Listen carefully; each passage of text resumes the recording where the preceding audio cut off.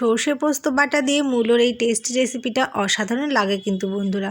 নমস্কার বন্ধুরা, আরও একটা নতুন রেসিপিতে আপনাদের সবাইকে স্বাগত। চলুন বন্ধুরা তাহলে দেখে নেওয়া যাক আমি কিভাবে এই রেসিপিটা বানাই। এখানে বেশ কতগুলো মূলো নিয়ে সরু সরু লম্বা লম্বা করে কেটে নিয়েছি আর খুব ভালো করে ধুয়ে নিয়েছি একটি পাত্রে।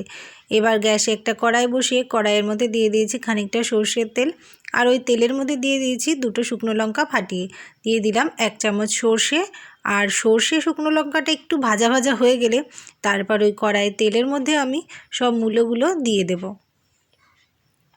ফোড়নটা ভাজা হয়ে গেছে ভালোভাবে, এবার কেটে ধুয়ে রাখা মূলোগুলো আমি কড়াইয়ের মধ্যে দিয়ে দিচ্ছি। বন্ধুরা আপনারা কে কে এই রেসিপিটা বানিয়ে খেয়েছেন কমেন্ট বক্সে জানাতে কিন্তু একেবারেই ভুলবেন না। দেখুন সমস্ত মূলোগুলো কিন্তু আমার কড়াইয়ের মধ্যে দেওয়া হয়ে গেছে। এবার আমি এইগুলোকে ভালো করে উল্টে পাল্টে নেড়ে চেড়ে দেবো। খানিকক্ষণ একটু ভেজে নেওয়ার পরে তারপরে কিন্তু আমি কড়াইয়ের মধ্যে দেব লবণ আর হলুদ। খানিকক্ষণ ভেজে নিয়েছি এই 5-7 মিনিট মতো, তারপরে লবণ হলুদটা এখন দিয়ে দিচ্ছি। লবণ হলুদ আর কাঁচা লঙ্কা চেরা দেওয়ার পরে আবার এটাকে কিছুক্ষণ নেড়ে চেড়ে দেবো খুব ভালোভাবে। এইভাবে যদি এই রেসিপিটা বানানো যায় তবে কিন্তু এটা দিয়ে গরম গরম 1 প্লেট ভাত খাওয়া হয়ে যাবে, আর কোনো কিছুই লাগবে না। যারা মূলো খেতে ভালোবাসেন না তারাও কিন্তু এই রেসিপিটা একবার খেয়ে দেখতে পারেন, অসাধারণ লাগে কিন্তু এই স্বাদ একেবারেই মুখে লেগে থাকবে। এবার 5-7 মিনিট ধরে নেড়ে নেওয়ার পরে আমি এটাকে ঢেকে দিচ্ছি একটা ঢাকনা দিয়ে। গ্যাসের জোর মিডিয়াম টু লো ফ্লেমে দিয়ে কিন্তু আমি ঢাকনা দিয়ে ঢেকে রেখেছি, আর 5-7 মিনিট ঢেকে রাখার পরে আমি আবার ঢাকনাটা তুলে নিচ্ছি। দেখুন এবার এটাকে আর একটু নেড়ে চেড়ে দেবো।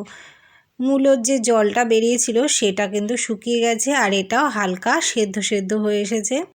এই পজিশনে কিন্তু আমি গ্যাসের জোর একটু হাই ফ্লেমে দিয়ে মূলোটাকে খুব ভালো করে উল্টে পাল্টে ভেজে নেব লাল লাল করে।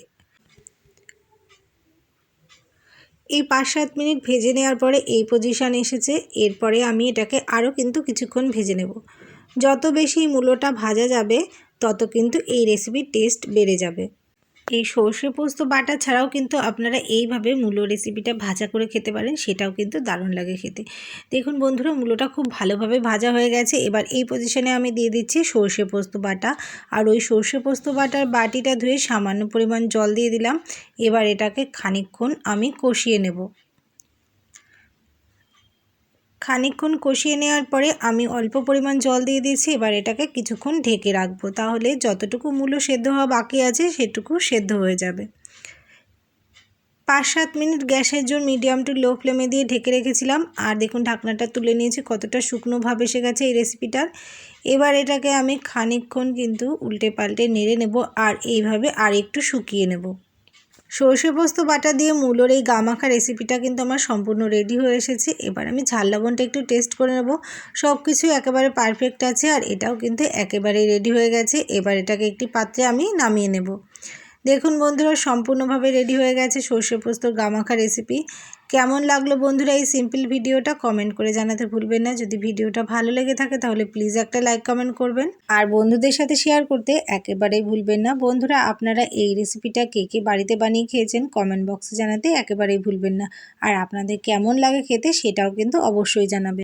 বন্ধুরা ভিডিওটা যদি আপনারা ইউটিউব অথবা ফেসবুক থেকে দেখে থাকেন তাহলে ফলো অথবা সাবস্ক্রাইব করে পাশে থাকবেন। আজ ভিডিওটা আমি এখানেই শেষ করছি। সকল বন্ধুদের জানাই অসংখ্য ধন্যবাদ ভিডিওটা শেষ পর্যন্ত দেখে পাশে থাকার জন্য। সবাই ভালো থাকুন, সুস্থ থাকুন। আবার আসবো নতুন কোনো রেসিপি ভিডিও নিয়ে। ধন্যবাদ সবাইকে।